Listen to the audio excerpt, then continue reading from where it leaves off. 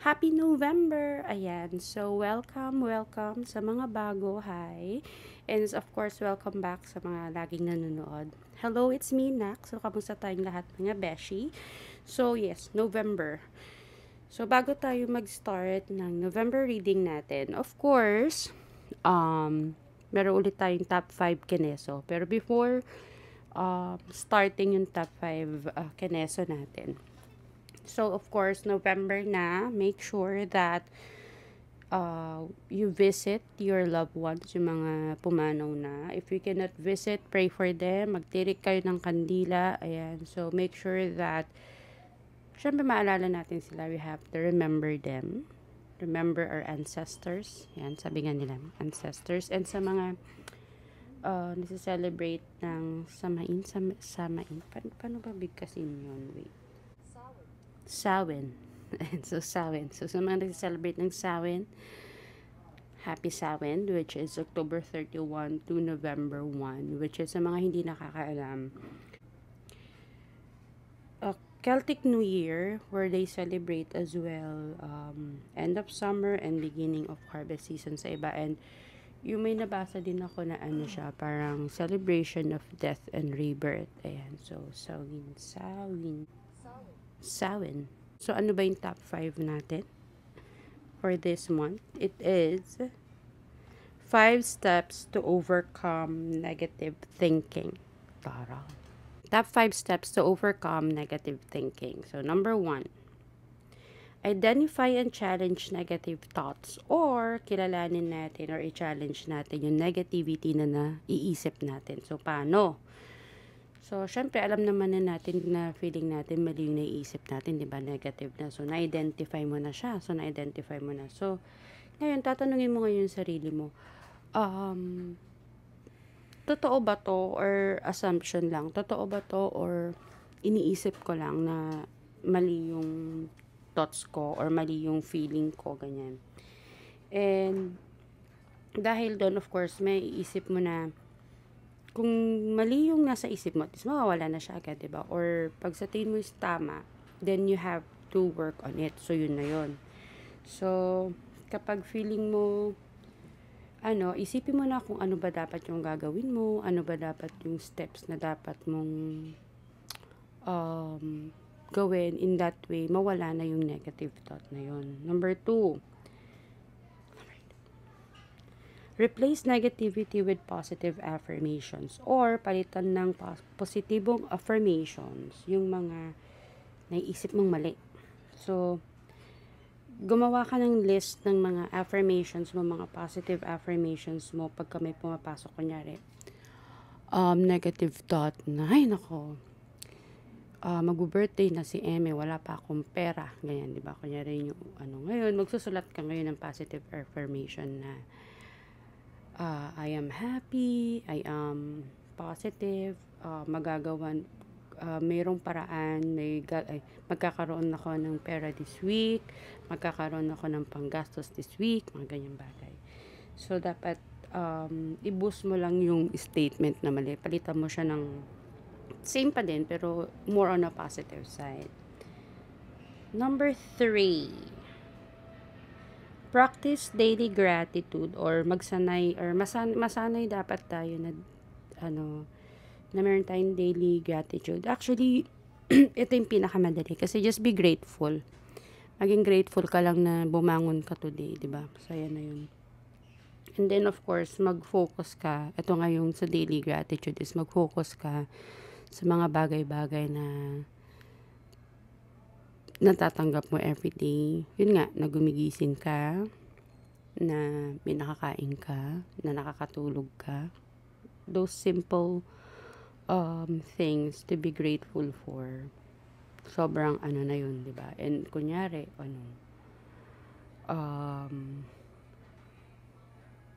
pinansin ka ng jowa mo, sweet yung jowa mo sa'yo. O, di ba? Be grateful na at least pinansin ka. Number 4, surround yourself with positivity, or palibutan mo yung sarili mo ng positive vibes. Ayan siya. And, kunyari, alam mo yung, sinasabi nila na marami kasi tayong kilalang tao pero ilan lang yung kaibigan natin. If feeling natin yung kaibigan natin is napaka-negative na, napaka-toxic na, let go. Yung kunyari yung kamag-anak mo, masyado ng negative, let go. Wag yung, di ba?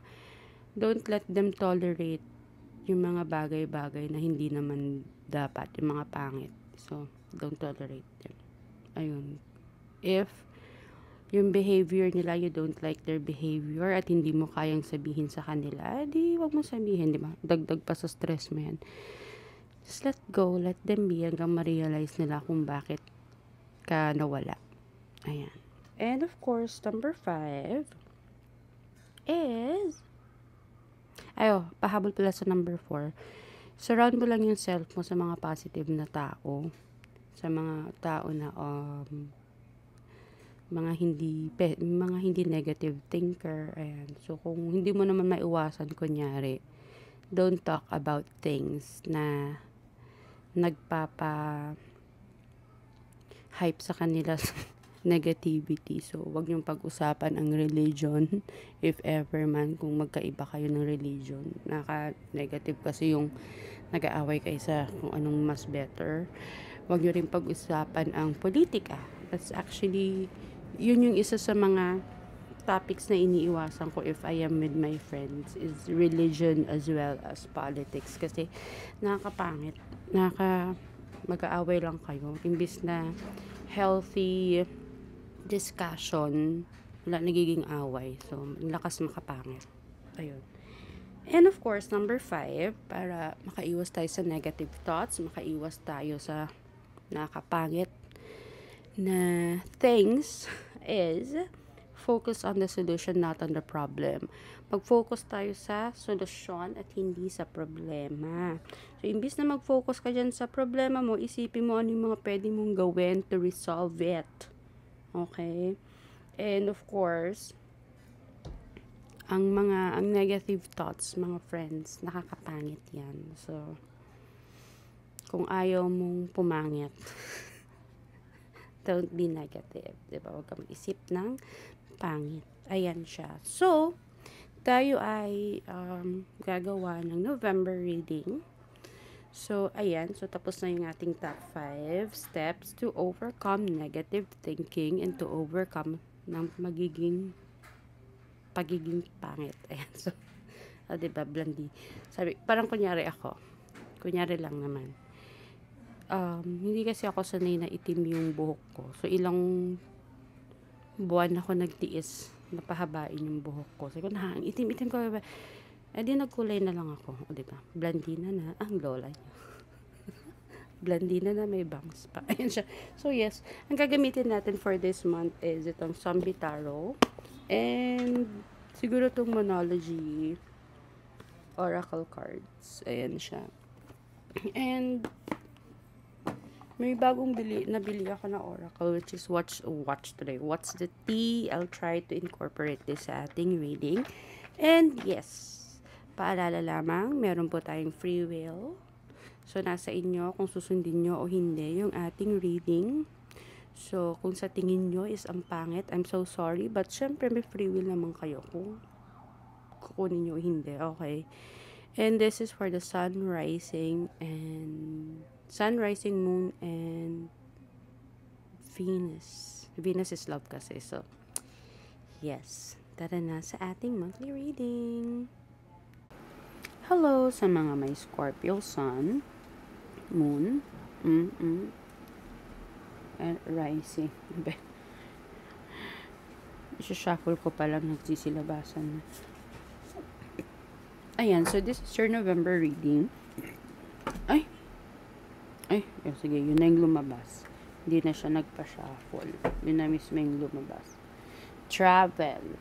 Ang chika sa'yo ngayon, sa mga may Scorpio, Sun, Moon, Rising, and Venus is mag-travel ka daw.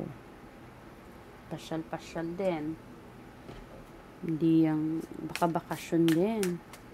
Hindi puro trabaho, hindi puro bahay-bahay. Baka-bakasyon din daw. Yun ang chika sa'yo for this month. Naka-OA ka na sa work. Okay, Scorpio, Sun, Moon, Rising. Tingnan natin ang card reading. Isa pa. Paper cut ako. Ang sakit. Sakit ba? Okay, let's see.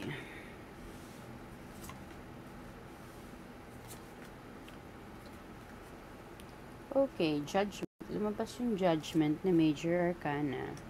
So, it's telling you na parang ang kwento dito is puno na ng zombie sa paligid mo. So, papasabugan mo ba sila? O let them leave? So, parang sinasabi dito, my dear, na you have to think. Pag-isipan mo ng mabuti yung mga nangyayari sa'yo. There are things that you have to make some choices. As in, literal na choices. Kung ano ba dapat ang gagawin mo. Kung go or no. So, it's up to you. Baka may mga opportunity na parat na nagnanak sa door mo, pero you don't know what to do. Kung go o hindi. So, it's up to you kung anong pipiliin mo. Go or stop. Red or green. Ayan yung pagpipilian mo. So, ano yung mga medyo magiging problem mo ngayong November? This is the problem na nakikita natin is parang you're stuck. You're feeling mo prisoner ka. Feeling mo you're stuck. You don't know what to do. Na feeling mo hindi ka makakalabas. Feeling mo there's no way out. Feeling mo lang. Diba, nasa isip mo na paano ba ako lalabas dito. So, sabi ko nga kanina dun sa ating top 5, ang pinaka gagawin, don't focus on the problem, my dear. You have to focus on the solution. If babalikan mo yung video before the reading, yung 5 things to do, keme, you will find answer whenever you feel stuck sa isang problema. You just have to watch that and you have 5 answers already. Protektahan mo yung sarili mo, my dear, sa mga tao sa paligid mo. Kasi may mga tao na hindi maniniwala sa'yo, may mga tao na ibabash ka, may mga tao na sasabihin na wala kang kwenta, may mga tao na sasabihin na hindi mo alam yung ginagawa mo. Dami-dami mong sinasabi pero hindi mo naman alam, ganyan-ganyan. So, you have to protect. Hello! So, this is for Aries Sun, Moon, and Rising, as well as Venus. So, ayan, shuffle lang natin.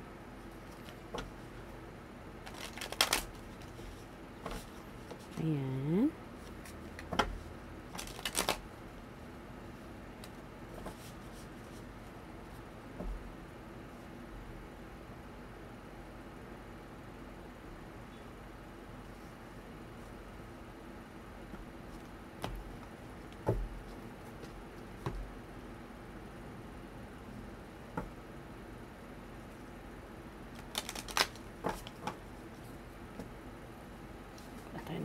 Card. So, parang bet kong umpisahan tong what's the tea. So, para siyang ano yung tingin ng tao sa'yo. Parang ganun. And, tingnan lang natin. Diba? Mga iba lang.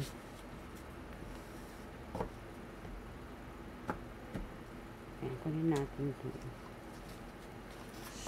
Oh, let's see, Ano nga ba? Okay, hustling. Wow. Making it rain, focus on money and getting it. So, Aries.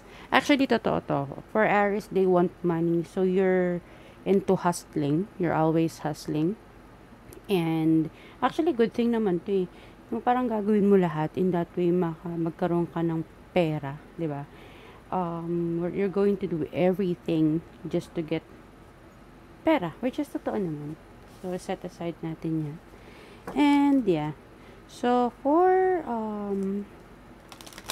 Sa mga, Aries, wow, tayong lovers. Wow naman.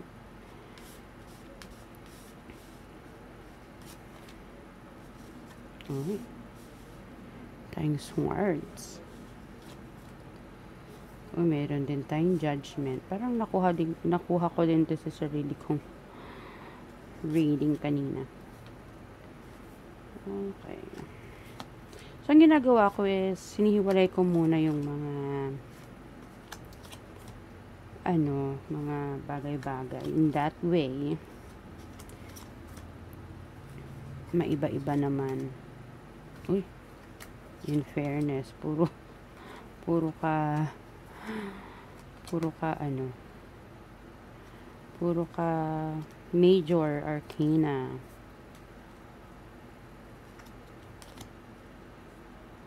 Okay.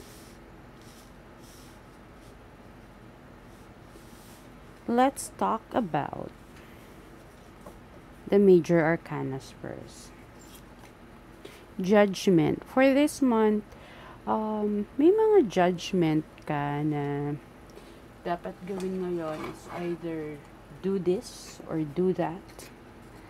So, may mga bagay-bagay kang hindi ko na alam kung nakikita. Pero parang hindi, So, may mga bagay-bagay kang pagdidesisyonan ngayon. Either you want to do it good, do it right, do it or whatever you wanna, kung yes or no. So, yan yung mga bagay-bagay na haharapin mo ngayong November sa mga may Aries Sun. Which is, I can also see here na when it comes to love, okay naman. Hindi namamatay yung spark sa inyo ng partner mo. And of course, ito yung buwan na medyo yung kutob mo. Alam mo yung maniwala ka sa mga kutob mo. Paniwalaan mo kung ano man yung mga kinukutuban ka. In that way, maging okay ang mga bagay-bagay. Makinig sa mga tao na something, sa mga leaders, ayan, sa someone who can assist you or give you pointers sa mga iniisip mong mga bagay-bagay. You can start something new, mga bagay na gusto nyong i-start, go ahead. If this is the right time for you, kung gusto nyong i-start, may gusto kayong i-start na something na bago, go ahead. Don't think about, wag negative thoughts. Sabi ko nga, go, wag nyo nang isipin kung ano ang mga bagay-bagay na magiging problema along the way. Don't think about that because everything is sun. Everything will be good. Everything will be fine. Everything is perfect. So, yan ang inyong major arcana. So, hindi ko lang kung nakikita. Wait. Try natin gumawa ng way para makita yung mga cards mo. Ayan. So, yan.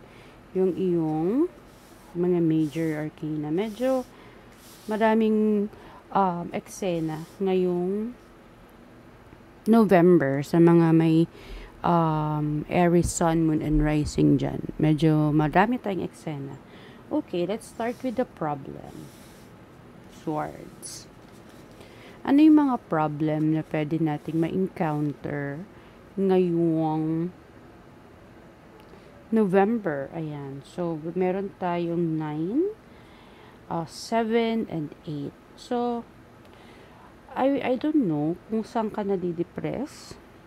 Siguro sa mga negative thoughts, sa mga kutob mo, na tulad nga na pag-usapan natin kanina, if you heard the 5 steps to at least remove the negative thoughts. You have to tignan mo mang mabuti. Sabi nga ni judgment, you have to, sabi dun sa step 1 is, kailangan mong i-identify kung yung kinaka-stressan mo ba or yung negative thought mo ba, yung kinaka-depressan mo ba is totoo. Kasi baka mamaya kunyari lovers, iniisip mo na may ibang jowa or may third party sa relationship. You have to check first kung totoo ba. Baka mamaya, mali lang yung naiisip mo. Diba? Busy lang siguro si partner mo or that's just how he communicate with someone else. Pwedeng sweet siya sa iba, ganyan. Pero baka naman kasi that's just being him, being friendly. Yan. So, isipin mo kung totoo, di ba? Parang ganyan. But then again, um, sabi nga ni, diba, ito, depression kasi ito, sabi ni Seven of Swords, huwag mong masyadong isipin yung mga taong yun kasi baka nga hindi totoo. And that's making you, parang feeling mo na totoo to. So, na ano ka na dun eh, nakukulong ka na sa pag-iisip na may babae siya, may lalaki siya, may kabit siya, eme-eme. Huwag mong ikulong yung sarili mo dyan sa depression na yan. At huwag mong ikulong yung sarili mo sa naiisip mo na, hala, baka may third party. Hala, baka may may iba siyang bakit hindi mo tanungin? Kunyari, yung parents niya, parents mo, paano pag ganito si may babae ba siya? Ganyan-ganyan. O, diba? O, minsan ka-work mga boss niya. Minsan, kung close mo yung boss niya, tanungin mo, kamusta po si ganyan-ganyan. Kasi, if you are really matagal na kayo ng partner mo, you know, kilala mo yung mga boss niyan, kilala mo yung mga kaibigan niyan, kilala mo yung mga taong close niyan, close ka rin sa mga magulang, kapatid, whatever, 'di ba? If that relationship is really relationship, yung talagang legal na relationship at matagal ng relationship. Na kung problema ka sa third party, isipin mo muna, meron ka bang proof, 'di ba? Na lagi ba siyang pag-asawa mo na siya, kunyari, lagi siyang late umuwi. Pag late naman, lagi bang late umuwi, yung sweldo niya, hindi binibigay sa'yo ng buo, or parang kulang. Pag weekdays, weekends, meron ba siyang kalampungan na iba? May binibilhan ba siya na gamit na iba? You have to think first. Okay, tingnan mo muna kung totoo. Kasi pangit yung nag-a-assume tayo, sabi ni Seven of Swords. Masyado tayong assuming na hindi na natin iniisip ano ba yung tama. Okay? And that's the reason why, bakit tayo parang nakukulong dito at the reason bakit tayo nagiging depressed. Kasi masyado tayong nakakulong sa iniisip natin na there is someone else besides me. O, diba? Drama nyo. Charot. Okay. About naman sa mga gusto mo sa buhay, mga hobbies mo, mga ano kasi to, yung mga passion mo sa buhay. If passion mo magluto, yan, kunyari, passion mo ng arts and craft, go. It's actually a good month. It will be victorious for November, especially sa mga nagluluto. Siguro may business ng luto, ganyan, may business ng pagluluto, may business ng kung ano-ano. This is the time na madami kayong kikitain or marami kayong magagawa kasi holiday season na. So, if you're into cooking, ayan, if you're into cooking, marami magpapaluto na, pwede na kayong magpagawa ng reservation, eme-eme. Ayan, if you're into craft, marami nang pwedeng umorder kasi nga, magpapasko na, mga ganyang bagay. And I also have, sa ano naman ng heart is, natin, King of Cups, Eight of Cups, and Two of Cups. Ano bang meron? Two of Cups is partner ng lovers. King of Cups and Eight of Cups. Okay. When it comes to... Ayan, so when it comes to relationship, I can see na masyado kang, may King of Cups kasi dito and may Eight of Cups, which is ikaw yung lumalayo, ikaw yung gumagawa ng reason kung bakit yung relationship nyo, parang feeling mo, hindi maganda. Kasi nga, ikaw yung gumagawa ng paraan na umalis. Ikaw yung gumagawa ng paraan to let go. Kasi ikaw, alam mo naman na mahal ka niya. It's just that you don't know. Andun ka sa, mahal mo siya, pero you don't know how. Alam mo yung meron kang, na mahal ka niya, mahal mo siya. But you don't know how to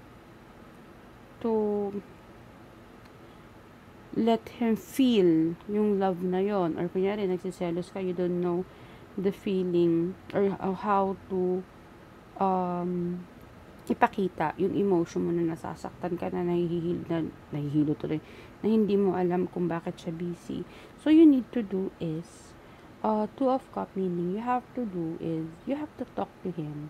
Kausapin mo si partner mo na ganito yung nararamdaman mo, I don't feel,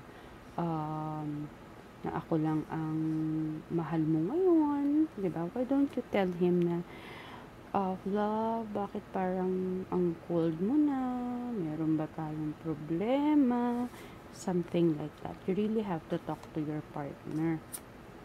Meron tayo ditong Queen of Hazards, Seven of Hazards, and Six of Hazards. So, this is money. Sabi ko nga, you're into hustling, di ba? So, pagdating sa pera, Queen, ikaw yung reyna dyan. Gagawin mo lahat para magkapera. Wala, masyado kang business-minded. I think the problem is, feeling mo baka hindi ka kasi tinutulungan sa business mo or sa mga plans mo, kaya ka na i-stress dyan sa jowa mo. But, Queen Money, Queen K, you can actually do everything kahit wala namang help niya. And just do whatever you want. Dito nga, sabi, kasi magka-harvest ka na ng maganda regarding dyan sa pagkakaperahan mo. So, go, go, go, go. And, yung 6 na to, it's actually harvesting. Everything is about harvesting. You reap what you sow. You reap what you sow. Parang ganun. Basta, ganun. Kung ano yung itinanim mo, yun din yung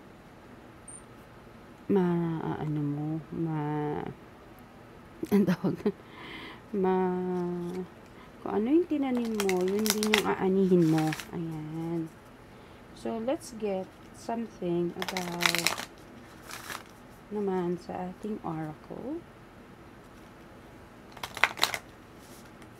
Sabi ng oracle natin ay, it's time to release the negativity. Ay, naku ka.